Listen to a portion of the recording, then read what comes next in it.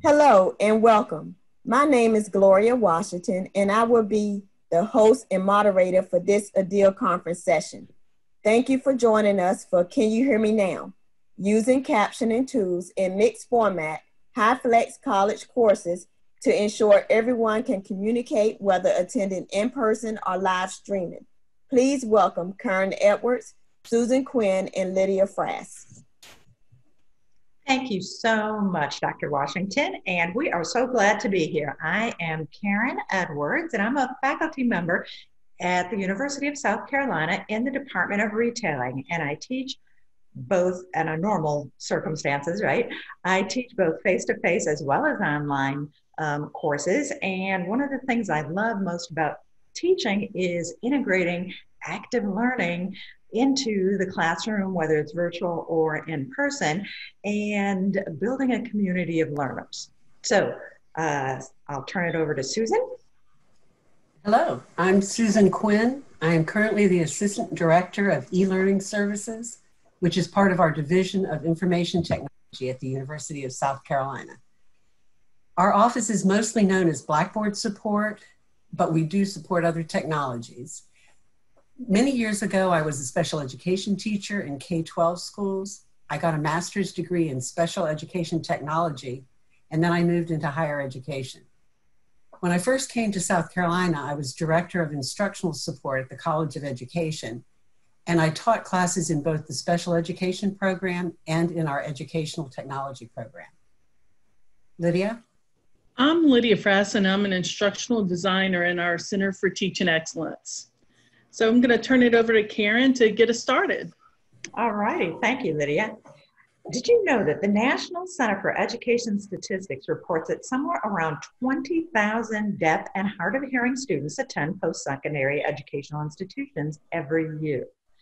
You can imagine the difficulty of keeping up right now when lessons are either live streamed online or face-to-face behind masks at a distance of 6 feet or more away.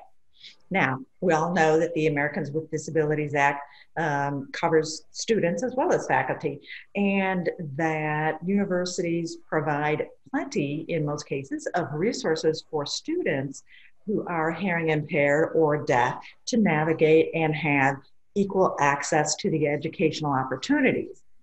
But where we sometimes lag is in getting faculty the resources that they need, including people like me. I, myself, am hearing impaired.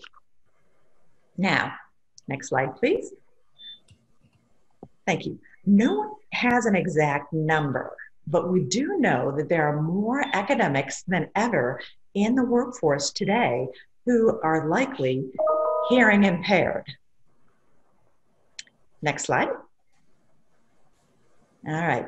Now, I couldn't find any exact numbers, but here's a distribution of age of faculty from a prominent U.S. institution of higher ed. Now, research shows that compared to the general working population, significantly more faculty members are aged 55 or older. Now, you might be thinking, okay, so what? Well, listen to this. Debilitating hearing loss affects 8.5% of adults ages 55 to 64, and about 25% of adults 65 to 74, and it doubles after that. So give me one click if you would, Lydia. You can see, based on the statistics, a pretty good chunk of at least what's a representative institution are likely having trouble right now with hearing their students and accessing good communication. So while most institutions are prepared to offer accommodations to students, and we know that faculty are also covered under the ADA, we still tend to have a gap in the services provided or sought. So today we want to talk about some solutions that might help both groups, students as well as faculty. And remember, if we as faculty can hear our students, the student learning experience is much higher. So not only do we want to offer some solutions for this time during COVID, but also hopefully beyond. So let's take a look at the next Thank you. By the end of this session, you should be able to explain how speech-to-text web applications can help create a more communicative Hyflex classroom. And I hope that you got a chance to attend Lydia's 9 o'clock session on Hyflex. If you haven't, I do recommend you go back and view it.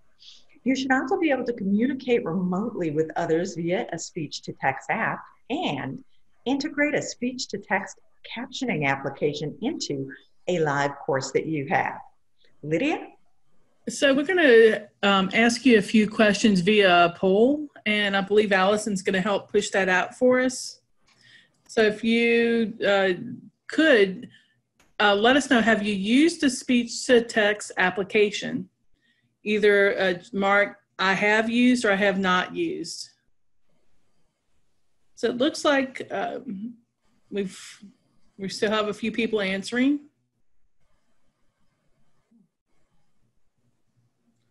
So we've got about 3 of you that have responded that you have not actually used a speech-to-text app. So we're going to take a look at this real quick and give you a big chance to try it out.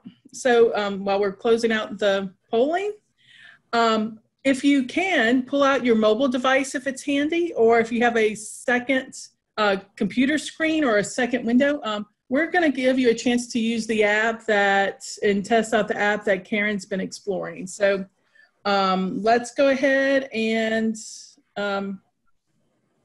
open up your browser. 1 second. I'm closing out the poll.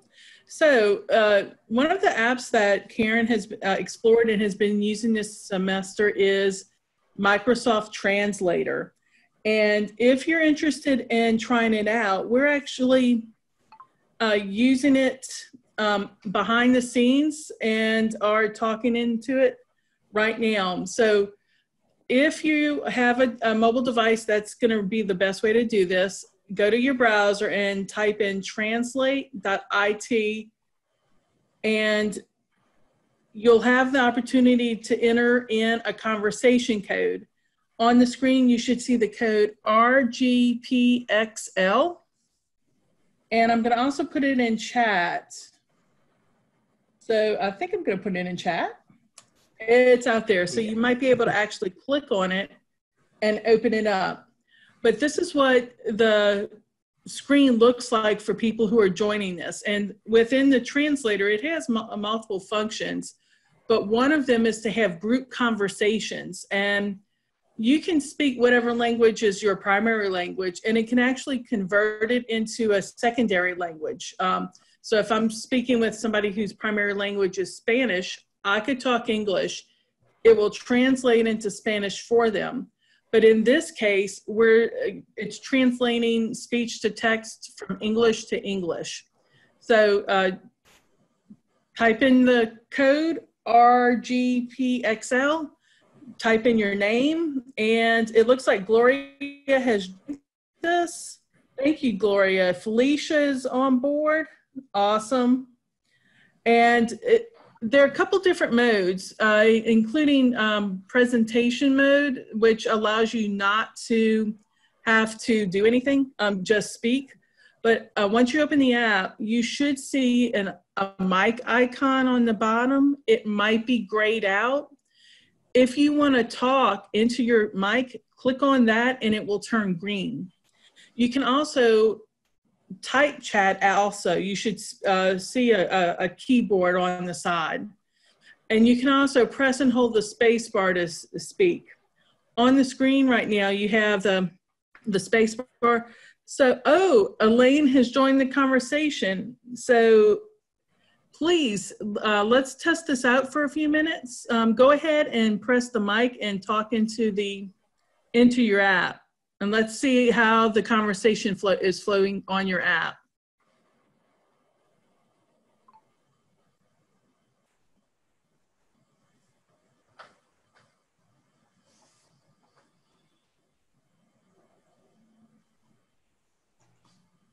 How are we doing? I hope everything is well.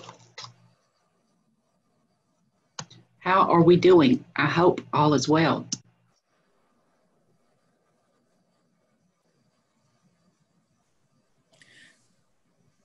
So I will say that if multiple people have on their mic, you will have the same conversation occurring not only from your side, but also the cold. second. So if at any time you have questions, feel free to mute your mic on Zoom and ask them in translator so that Karen can also see and read them at the same time. You can, of course, also type it into the chat online. So thank y'all for playing along. Hopefully you can find a use for this. So as we move on,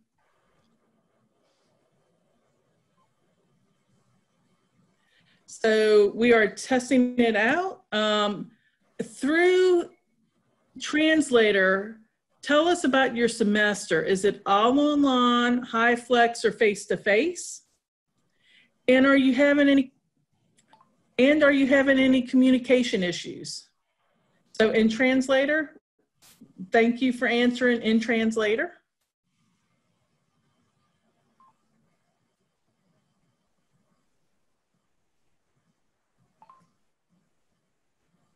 So any communication issues?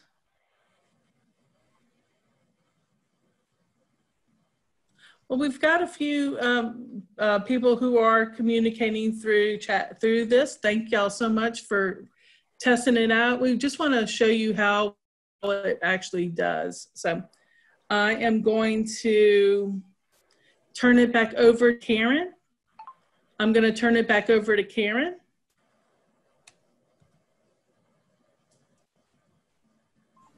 Thank you so much, Lydia.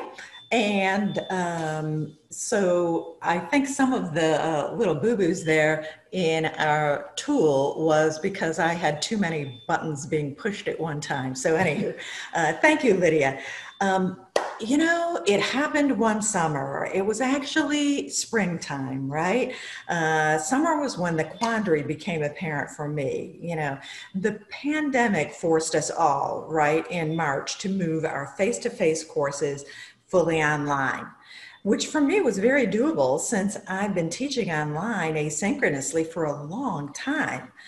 But when I heard that my fall courses would be live streamed remote, right? Plus, I would have students that could opt to attend face-to-face in person, masked and at a social distance, of course. I started thinking, how am I going to manage this with my own personal hearing impairment? How am I going to, number one, keep up with all the technology? And two, how am I going to hear what my students remotely, as well as my students behind the masks and far away, are saying? It's tough enough for me in a regular face-to-face class. I have to get really close to my students, and I tell them, you know, be sure not to have your hand over your face when you talk. And I give the usual rundown on day one.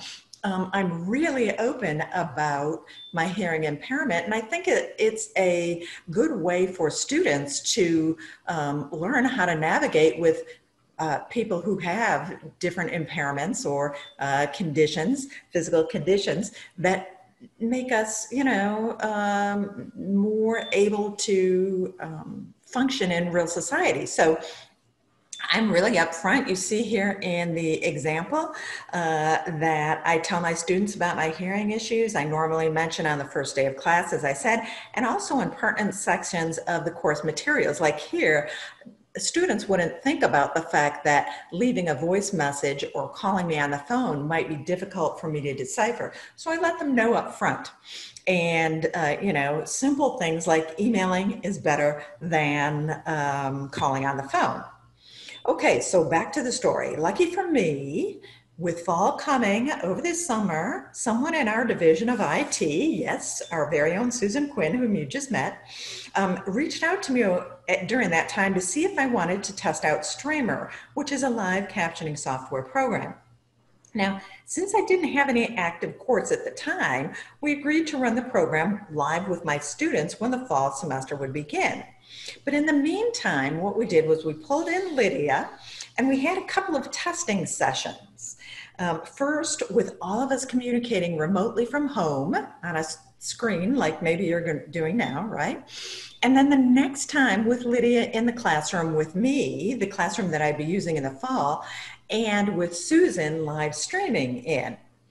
So somewhere in there, we discovered that in order for us to download any software on a university computer, the legal department has to okay it first.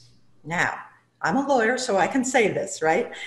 Waiting for legal to process something usually takes a long time, right? So what we did was we went with the path of least resistance and we opted to use the Microsoft Translator tool instead, since the university already had this under its suite of services.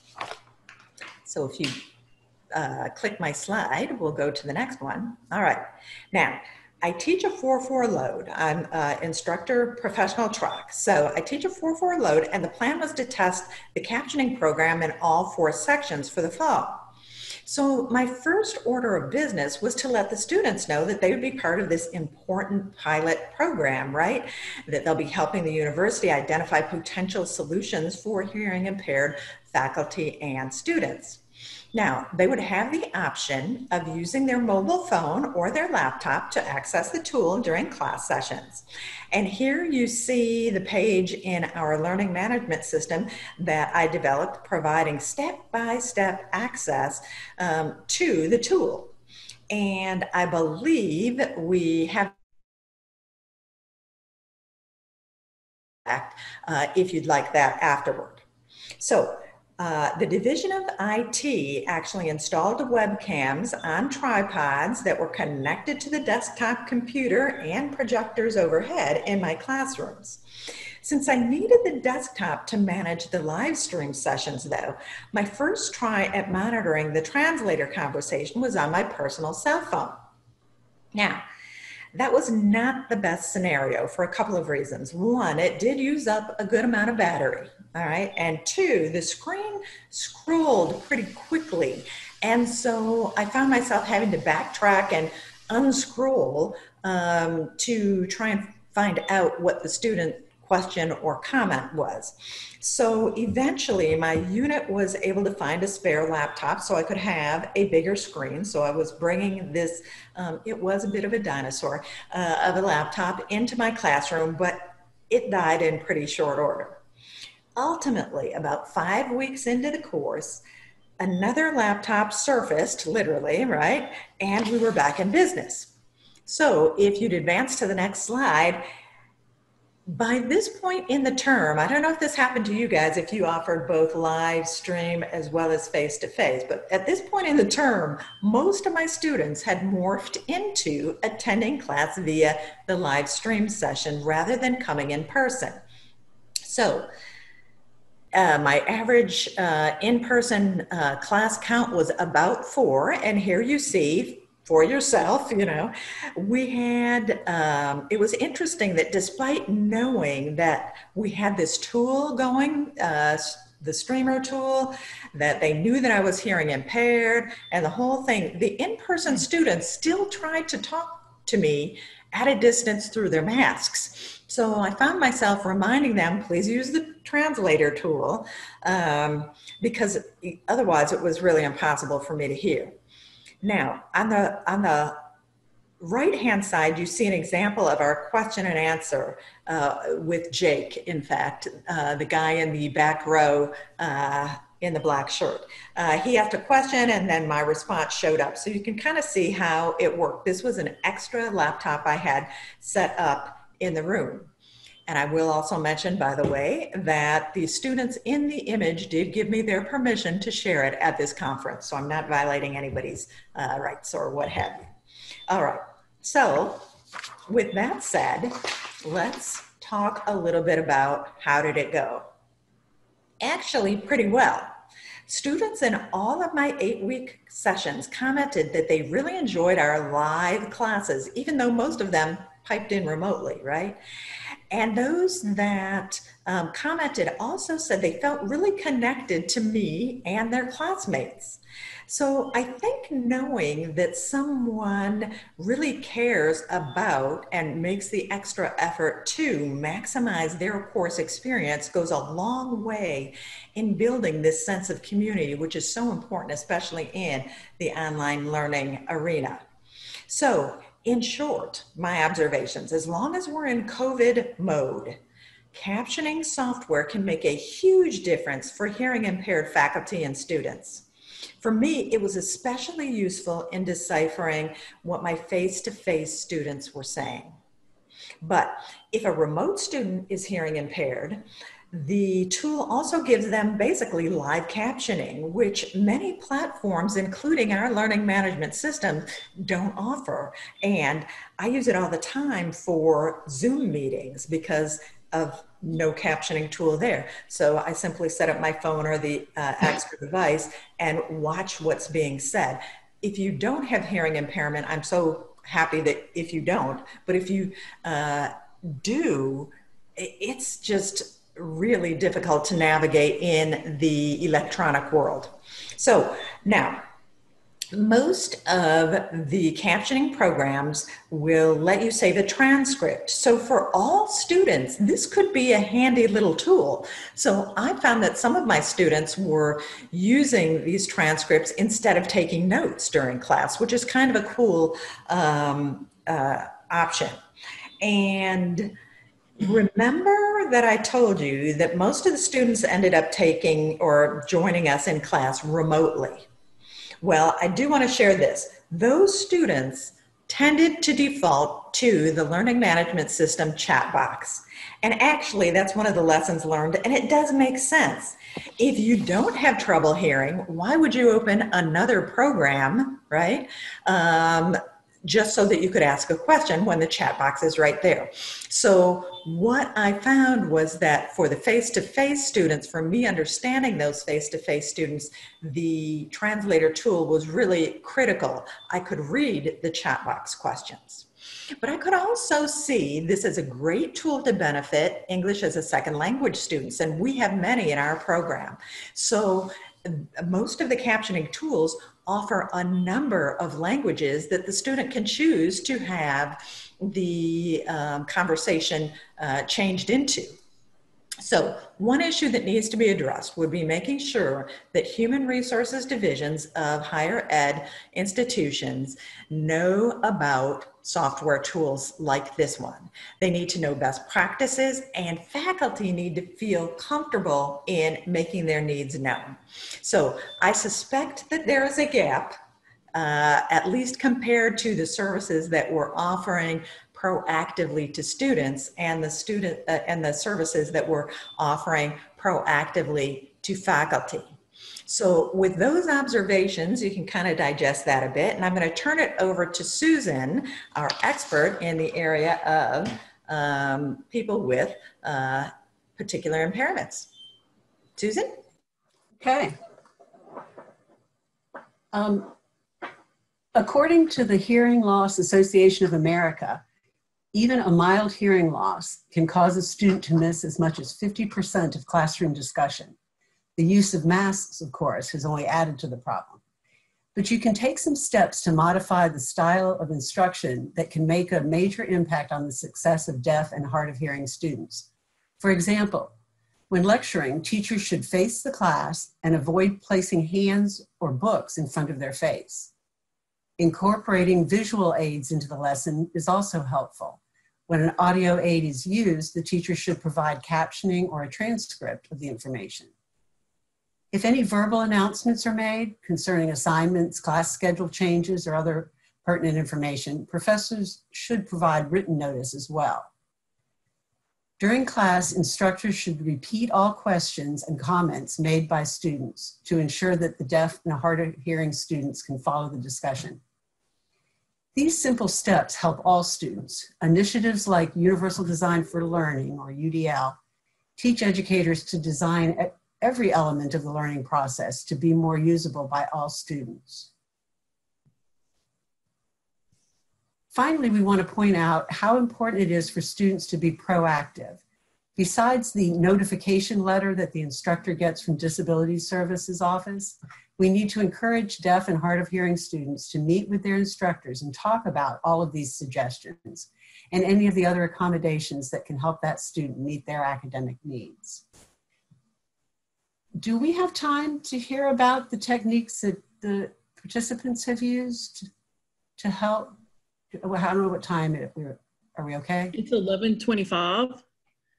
Okay. So can we ask them to share their thoughts about anything, any techniques that you've used to help students with a hearing loss to be able to better participate in the classroom? Sure. So if anybody would like to either open their mic or type into chat, we'd like to hear, before we move on, what are y'all doing at your institutions?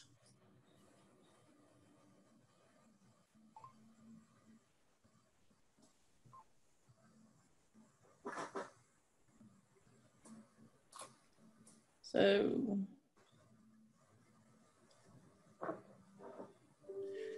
Lisa Hibbard has in the chat asked, have we used Otter AI for real-time transcription in Zoom and or to create transcripts?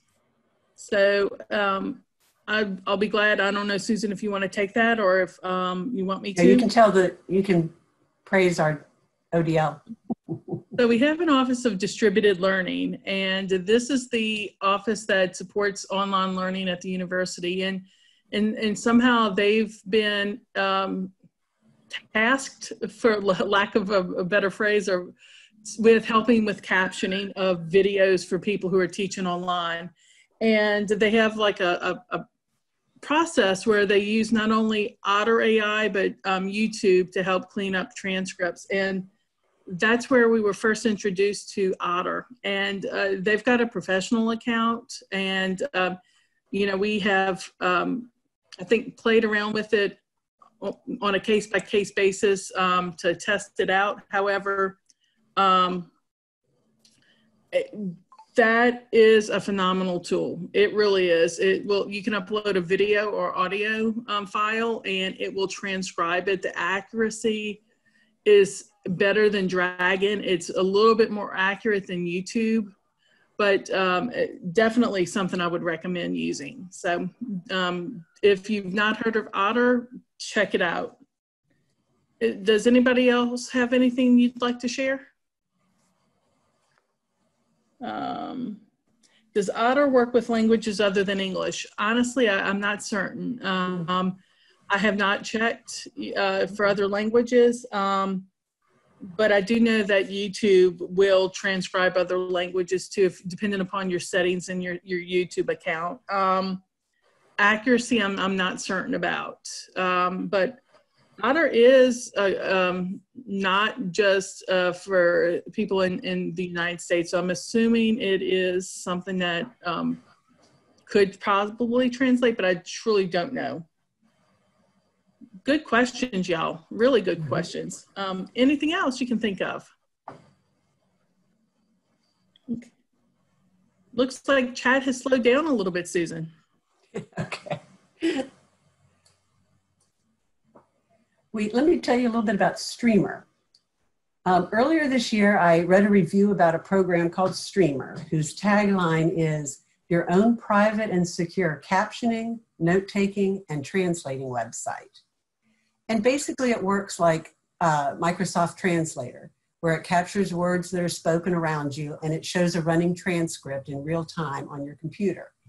It will capture the words from a lecture, a meeting you're attending, either online or in person, or from a video being played. It even translates conversations on your speakerphone. The original idea was to translate the spoken word into various languages like Translator, and it does that. And like we did today, we're choosing English to English to get our live captions. One thing that we really liked about Streamer is that the user can move the live transcription text into a ribbon that can be placed anywhere on their screen, but like the text you see on a captured movie or TV screen. And then the user can also indicate how many lines of text they want, and as well as the size and color of the captioned text. when I read about the program, I contacted a colleague at our Student Disability Resource Center to see if she had any students who would like to try it. And she had a volunteer. And then I also contacted Karen. And we set up streamer accounts around the time the university went all remote. So we were able to do some testing, but the student who had been involved was not able to use it in her classes. Karen, on the other hand, ran with the idea of trying it in her teaching, and she got her own account. Streamer's very reasonably priced. The support from Streamer was outstanding. And Karen mentioned the biggest obstacle we had, which was that many of our academic units restrict administrative access to university-owned computers. And that was, as she said, the sort of the thing that pushed us to using Microsoft, because we already had contracts with Microsoft. Lydia, you're going to tell us something about another tool that we explored. And looking at when we hit the roadblock with not being able to download something quickly and easily with Streamer, we went on a search for other tools, and one that we came across was Ava, and it is very user-friendly. It is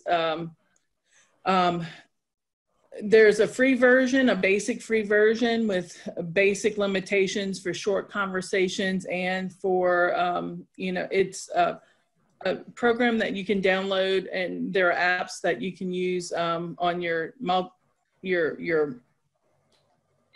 your mobile devices, your computers, tablets or cell phones. And it's extremely accurate also.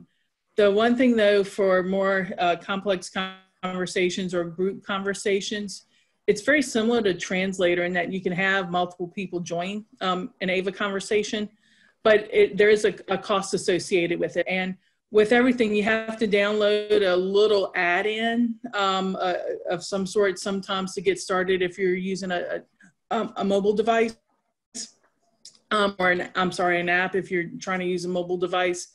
And again, we hit that roadblock of with our IT department. So when we were making comparisons, I personally think Ava might have been good because it can integrate with other systems such as Zoom, but we did have the limitations of cost, and it's not bad. It's like $15 a month. So it's truly, and especially for an individual or department, but of course, free is better. And so I think those were the three main options that we had to work from: were Streamer, AVA, and Translator. You know, and Translator's getting better and better, and definitely flexible. So I'm passing it back on to Susan to talk and give you some resources. That's right. The National Deaf Center is an organization that is located at the University of Texas at Austin, and their mission is to close the substantial gaps in education and employment that exist for deaf people. And they have newsletters, webinars, many resources about transition into adulthood, employment, and post-secondary education. And I have been on their list for years and years. Another center that's been around for a number of years is the Do It Center, Disabilities, Opportunities, Internetworking, and Technology, which is out of the University of Washington. They have a Center for Universal Design in Education, and they also have a center called the Access College, which helps people in higher education better serve students with disabilities. There's also the AIM Center, which is the National Center on Accessible Educational Materials for Learning. And the AIM Center is part of CAST, which is a leader in universal design for learning. And the AIM Center has a page called UDL on Campus that includes everything that you need to know about universal design for learning in higher education. And finally, since I was only limited to 4 on this slide, there's many more, I'm sure. The Center for Online Education It's an independent organization providing students the resources they need to succeed in an online college. And I always think it's important to look at it from both sides, the instructor and the student side. And this resource, oh, by the way, Ashford University is one of the featured online programs on their homepage. But when they go down to the bottom, there's a link for college support for students with disabilities. And it really is aimed toward the student. It gives them a disability service meeting checklist for students with hearing impairments and to start the discussion about available accommodations. And I always encourage not just the Disabilities Resource Center and the student and the instructor, all three need to be communicating. Don't just count on that letter, the notification letter. Talk with your student about what works for them. And then the other way around, we need to encourage students to talk with their instructors, start that conversation. Anyway, that's my soapbox. So, I think our next step is questions. Well, before we move on to questions, we did have somebody share in chat a free live captioner. Okay. webcaptioner.com/captioner. And it is another resource that Lisa shared out. The link to it is in chat. So please feel free to check it out. So anything else? Any other resources? No, yeah, I see that one referred to periodically in newsletters and stuff that I'm involved in. And I've not used it myself, but it seems to be a very popular one. Very cool. So we're now open for questions.